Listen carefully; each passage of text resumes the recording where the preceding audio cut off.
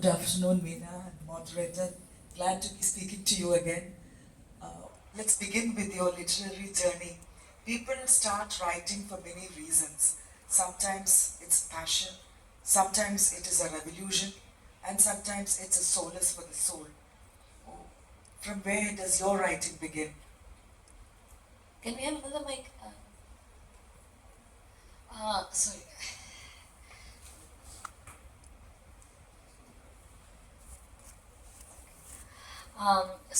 Thank you, ma'am. It's always a delight to be with Dr. Priya. I think we were together in November. Yeah, we were at the Kerala Legislative Festival's Literature Festival as well. No, Legislature Assembly's Literature Festival. So I'm very happy to be here. Very happy to be at VIT. In terms of my literary journey, I think at the heart of being a writer, there are two things. One is how much do you love literature? At some point, you will have to be a good reader to even think of being a writer. So, and I was very much a reader. I think I grew up without any television, any movies. So all my childhood, I was just reading all the time. I was reading novels in my physics class. So I think I was really enamored with literature. But I never made the connection. This some button clicks and you think, oh, I love writing, so I love reading so much. Therefore, I'm going to be a writer. But that never happened for me. I could never join the dots. So I wanted to be like any young person, engineer, scientist, a techie, IT person, whatever. I was very good at computers. So yeah, and it was like early 2000s. So it was the digital boom and all that. So it was not a natural. The first choice was like, oh, I'm born, I'm being a writer. And I think writing happened out of a place where we all have very understanding, supportive English teachers who kind of bring out the writing in us, who kind of say, oh, you're writing wonderful stuff, and therefore, And then you also have a world where you realize at some point that that's the only power that is accessible to you. Like if you're upset, if you want to say something is wrong, there's not a lot of things that you can actually do. And I think individual agency is so, especially women's agency is so imperatively tied up to writing that if you wanted to make change, it's much easier just writing than having to, join a party, try to do something, join a movement, try to do something, or try to pull together a movement of your own and then try to do something. I mean, all of these are like, step changes. Whereas I think writing at that time feels like so accessible and so immediate and so at hand. You don't need to compromise, I guess. Yeah, and you don't need to compromise as well. So yeah, so I think I came into writing very much as a result of the kind of things that were happening around the late 2000s. So my first, I think, long form essay was on Naipaul, because he was awarded the Nobel Prize just after 9/11, and when you look at 9/11, the entire Islamophobia that immediately was unleashed, the use of the word terror that was unleashed, and then you thought that this was such a, it's like giving Obama the Peace Prize, right? Like in some way he opposed American imperialism. And then I think for Naipaul's Prize was like, he kind of upholds the world order, this world order where, colonization is not a bad thing, breaking the Babri Masjid is not a bad thing, revival history is not a bad thing. So he was saying the kind of things that powerful people wanted him to say. He was, saying the kind of things that the status quo wanted him to say. So he could say, these people were half men and normalized colonization, normalized racism, normalized, Hindu revivalism. And then I was like so outraged about it, like, okay, so you're giving this prize not because, he might have been great in his literature, but this is a prize that basically says we want writers to be stooges, imperialist stooges. And I was like so outraged, so I wrote this long essay. And then, at some point, I became a translator, and then I also became an editor of a small magazine and called the Dalit, and they used to document a lot of atrocities. And I used to feel that, the way we write about atrocities, especially in newspaper reporting or NGO reports, they just don't bring out your anger, they don't bring out your passion, they don't bring out your sense of injustice. They document everything, but they don't, push you into action. And then I felt, or they don't tell you how heartbroken you are when you witness that. And then I thought, okay, I'm going to write poems about this. And I never thought I would publish, like it was just some place to, it was in my diary, it was some place to just put my anger, put my... I guess it comes from resistance. It Yeah, comes yeah, from yeah. a deep-seated sense of outrage. Outrage, yes, outrage, and like knowing that at least I'm not part of this, or I want to just retain my individuality or something. And I think literature can be prophetic as well, because you recently brought out an anthology of poems titled "Tomorrow You Can Be Arrested." Someone will arrest you. Yeah. Tomorrow someone will arrest you. And Yes, I know how it's. We all know how it's being can played it- out. Like every day you open the papers, one more especially wicket. today, we need to talk about that today because we find errors all over the place. Yes, yeah. I think at least at least two sitting chief ministers are in jail. Hemant Soren is in jail. Arvind Kejriwal is in jail. Then you understand what's happening to democracy. Like if it's so easy that something the opposition can be picked up, and this is where I wish I was not right. I wish I was not prophetic. I wish I did not call this book, tomorrow someone will arrest you.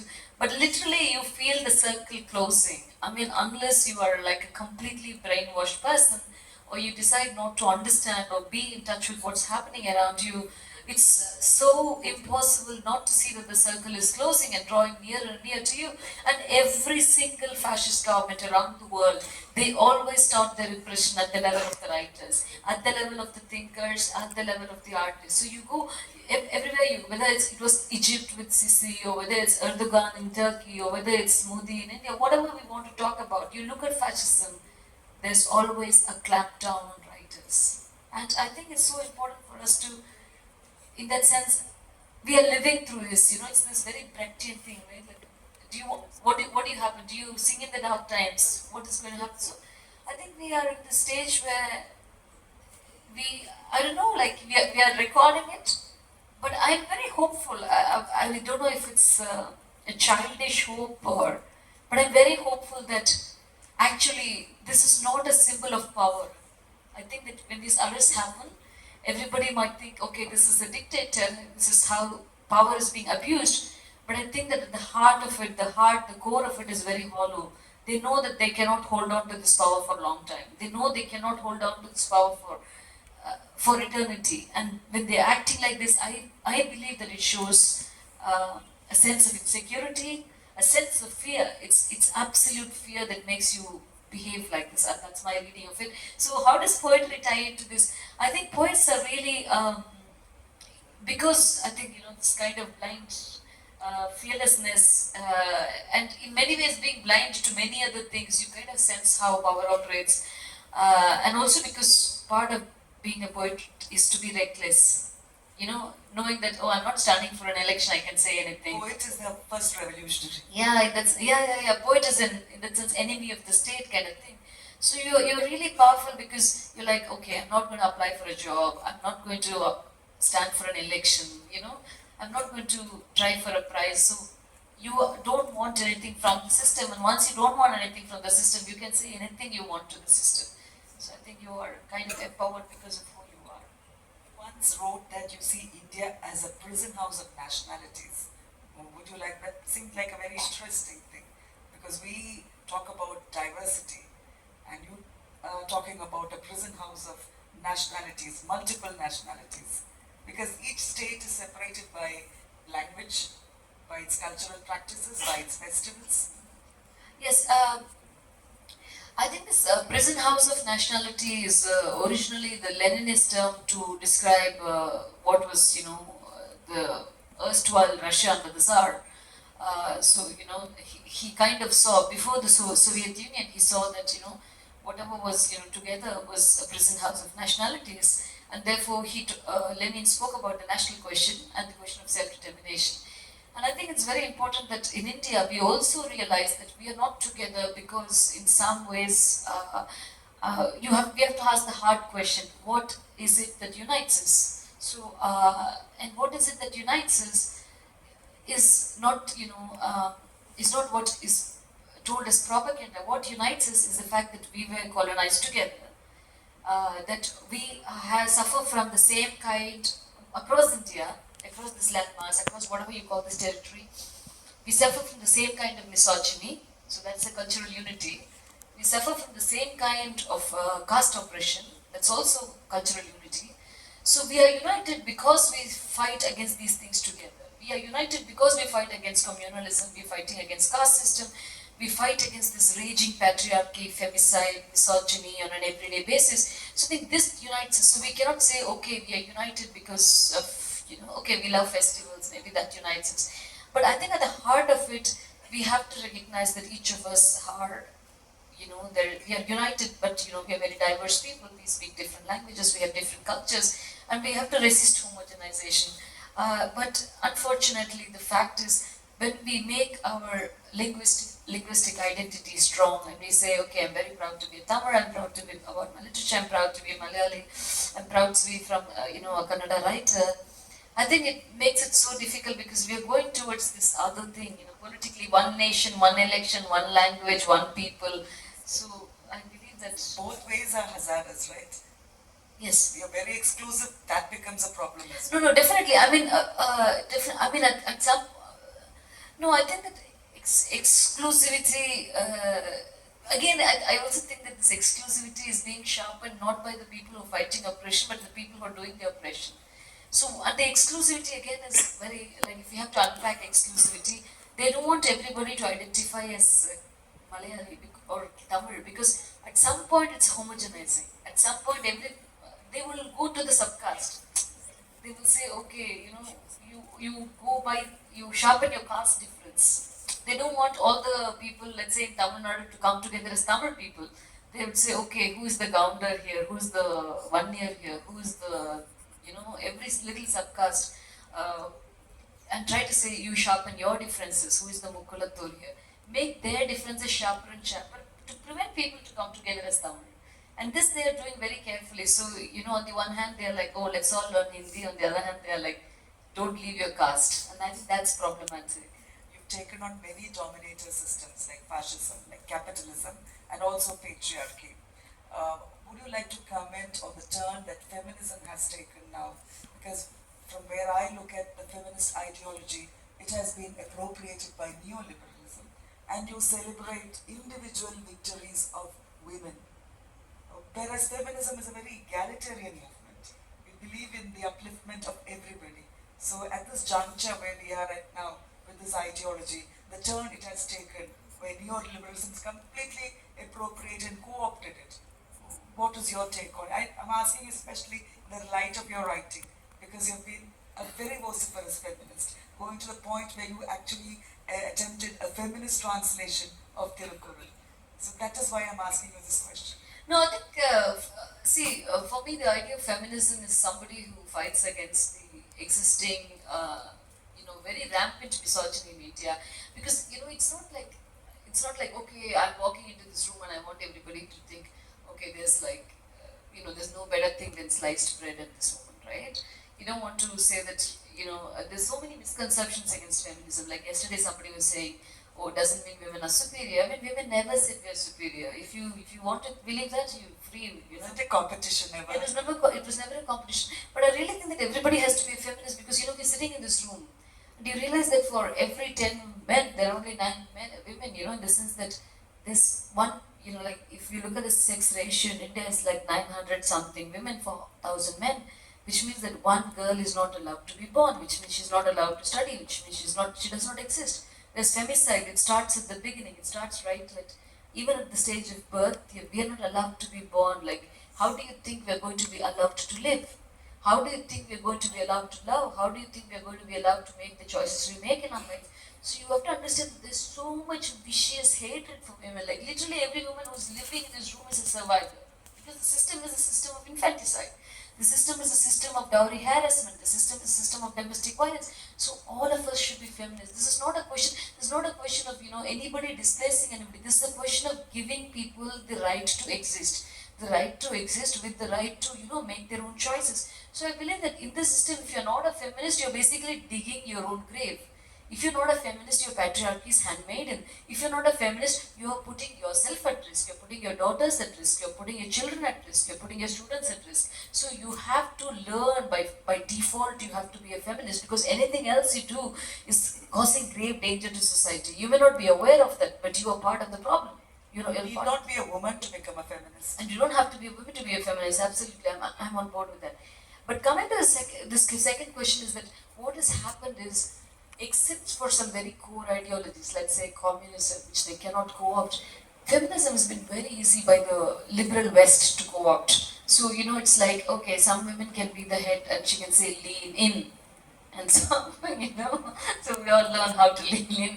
And then, Hillary Clinton will talk about soft power. And now they've gone to, this new thing that, they're using under this marketing label is called soft girl era.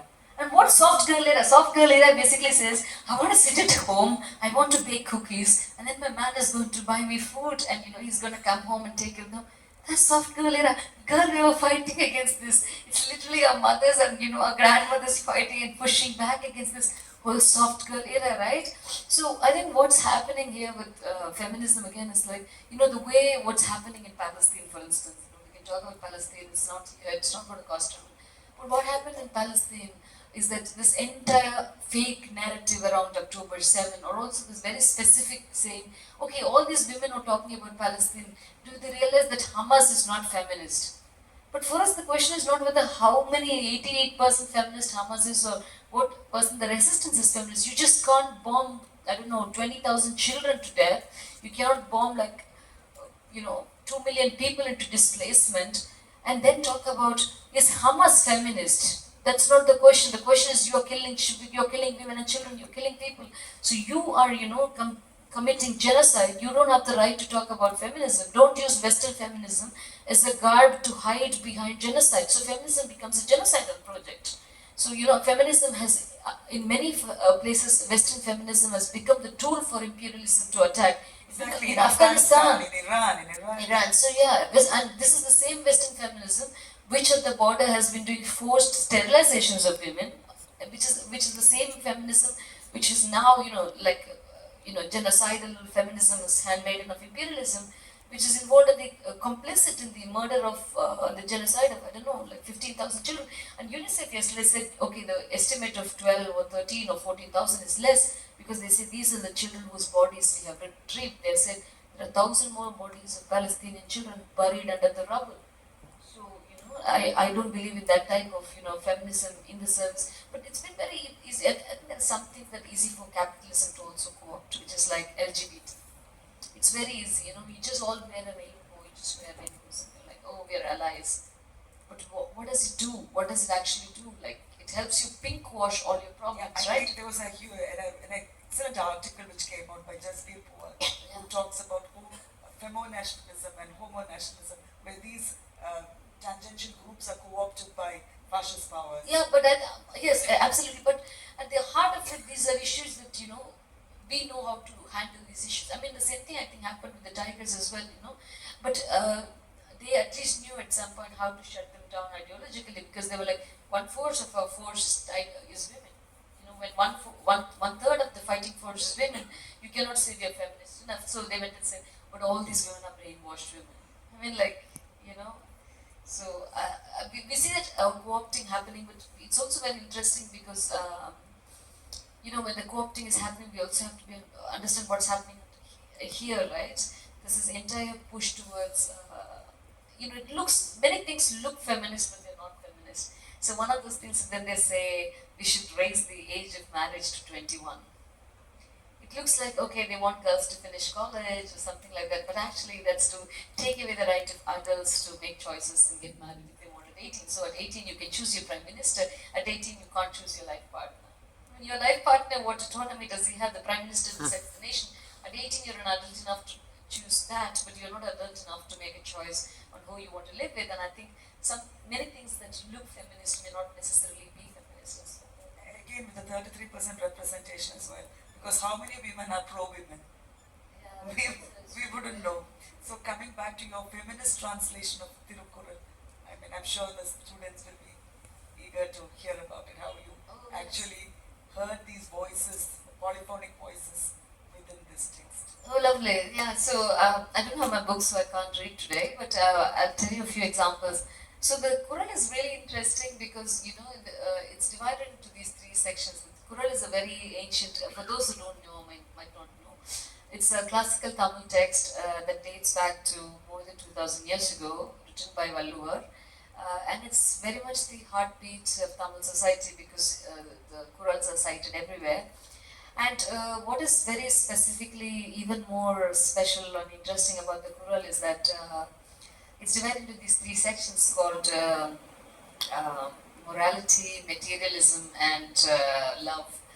Um, but what has happened is, in the beginning, when they started translating the book, there were the people who translated it was missionaries, was Jesuits, and they felt that they cannot translate the last part because you cannot be a Jesuit and translate love or translate sex.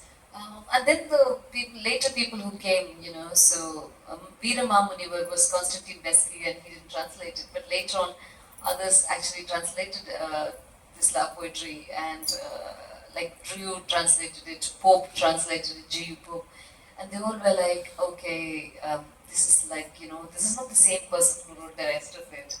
But these translations, because they were made by missionaries, because they were made by British people who were living under very Victorian morality, it took out the kind of spice that was there in Tamil. So, if Valluvar was talking about Kamam, the translation would say Congress. Or it would say union. So, it was not, they were not discussing politics.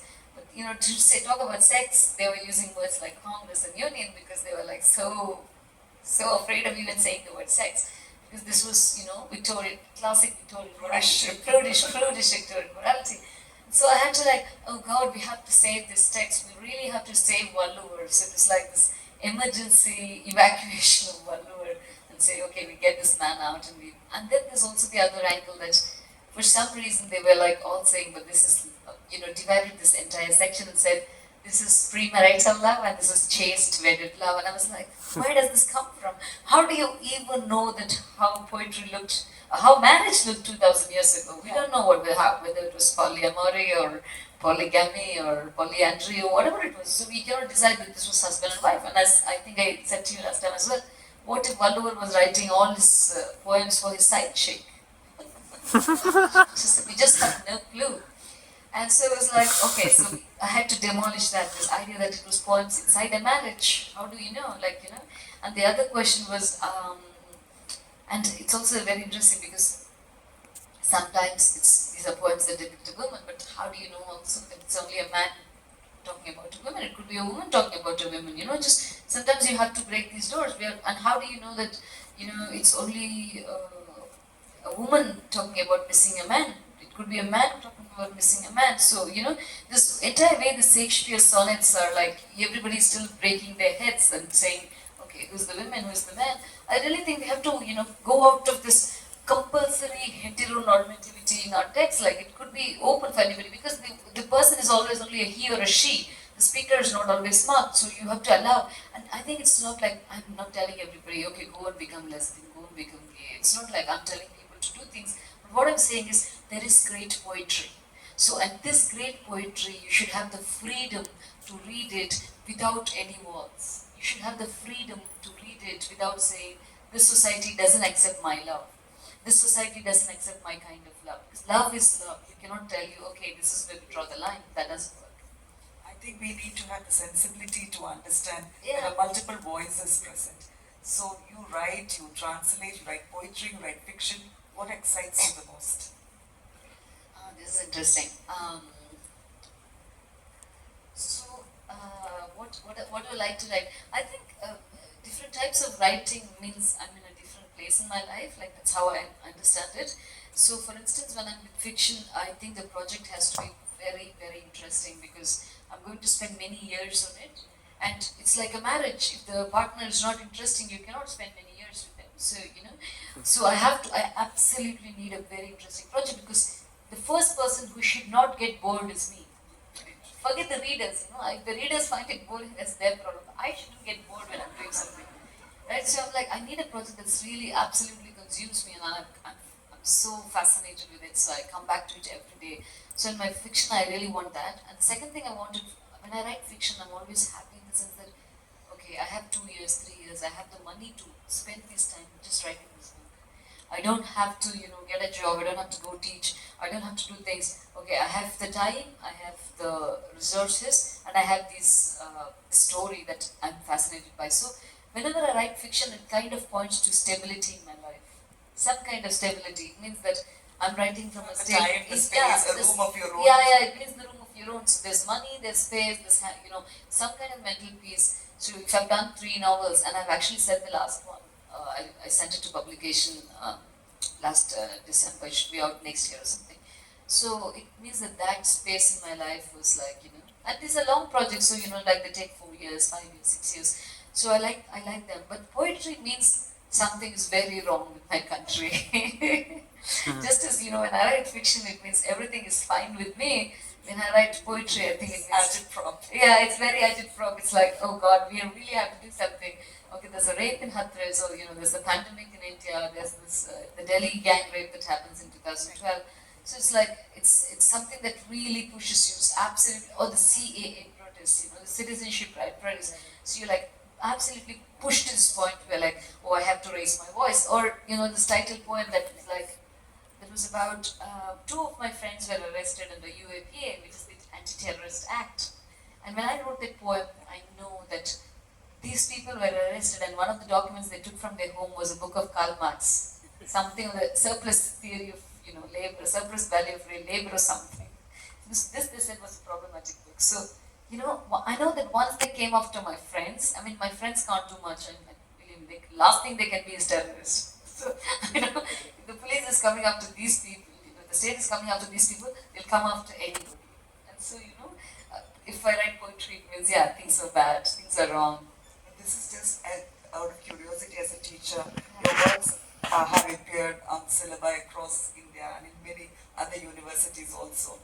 How do you feel when teachers misinterpret your work and send out these, quotations and notes, things that you may have never intended? Because in Kerala, Balachandran Chudikar, a poet, came out and said that I don't want my poems to be part of the prescribed syllabus anymore. He was that fed up. I just want to have your teachers, particularly as we're sitting in an educational institution. Yeah, it's very interesting. So so multiple answers to this. The first thing is, when I studied, I was like such a rebel. Both my parents were professors. So it was like, no, I'm going to do the Open University thing. I'm not going to go to college. The world is my college. So I was working with the political parties. I was working with NGOs. I was working literally. I took a job in Deccan Chronicle. I was doing every kind of rebellious thing that a young person could do. Just didn't want to get into the system because my whole failure, this teacher should know, is that you talk to a young person, you don't give them hope, you don't encourage them, you actually break them. And teachers don't realize that they can actually break a young person, but they break. And my whole fear was, what if I get into a system and somebody broke me? I was like, I'm not going to let that happen because you place enormous trust in teachers. You place as much trust in the teachers you place in a lover. So I'm like, I'm not going to let anyone break me. I'm going to be fine. So part of being fine was then I actually opened my MA syllabus and there's something on Commonwealth literature, and I find an essay that I wrote on my own syllabus. This was the Naipaul essay. And this was like, I had written this essay at 17 and at 21 I had to read. Deserves an applause, actually. No. So I wrote this essay at 17, and when I'm 21, I open my syllabus. This is there, like on the university syllabus. And I'm like, okay, this is very hard to cope. Because, you still have to, you may be a big writer, whatever, you still have to do the university system in order to finally go to a PhD. So then I had to do an actual PhD at Anna University. I had to clear UGC net, all of which I did. But what was interesting for me is that, firsthand, it makes you realize that my life is not in my control. It's out of my control. How I read, how I'm interpreted, how I'm seen. It's totally out of control because there's one person living the life, and the person who's living the life still has to take an exam. She still has to read the syllabus. She still has to clear UGC. And other people are also reading the same essay that I wrote as part of their syllabus, right? So, and I don't think that you're not prepared for that. Nothing prepares you for that. And also, even when I go now to institutions or colleges, there's so many young people who come and tell me, ma'am, we read you on the syllabus, and then I'm like, oh, don't make me feel old. And it's I feel very humbled and overwhelmed also. Like I work with a publicist, she's like 32, 33, not much younger than me, only 5 or 6 years younger than me. And all these people were like, ma'am, we love you because we had you on the syllabus. And you are like, in some sense it makes you aware of what, it's not Meena, I mean, it's that person who's there publishing poetry, and that person has a responsibility. So I try to disassociate myself from that, and to think of that as like, okay, that person has a role in society. But I also realized at some point that for instance, Ms Militancy became this kind of feminist classic. It was there in a lot of university syllabuses. A lot of young people were reading it, and it became like, I think one of my friends actually said to me, "Oh, you radicalized a lot of bimbos." So it became this kind of book that was appealing to a certain younger, middle class, urban women who wanted to be, frank about their sexuality, and it became the kind of self-identity. It's like, I remember when I was in school, I would carry this copy of satanic verses around the school. And because it was like, okay, I had stolen this copy, it was smuggled from Germany to a friend's house, but I would carry this copy because I was like, I'm reading a band writer, I'm so cool. You know what I mean? Like, and this association just by carrying a book.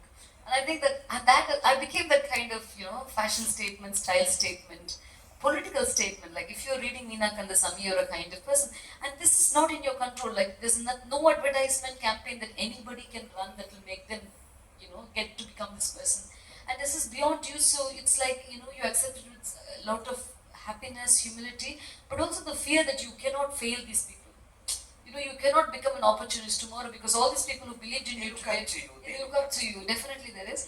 But in terms of interpretation, I mean, like, we all have the chance to misinterpret. In the beginning, I used to feel bad. I used to think, see, it's a very honest question, right? Like, if somebody is a university professor, they have a fixed income, they have a pension, they have something in their life. I have nothing. I have no social security.